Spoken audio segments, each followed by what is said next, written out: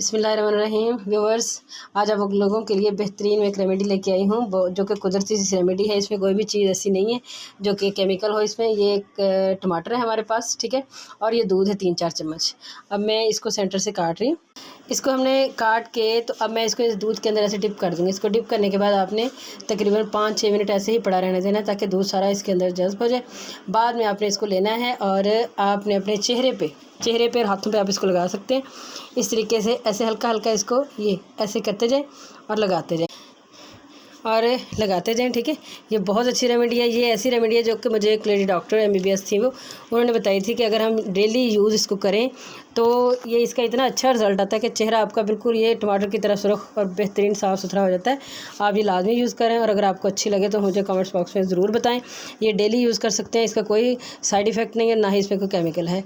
इंशाल्लाह फिर मिलेंगे। अल्लाह हाफ़िज़।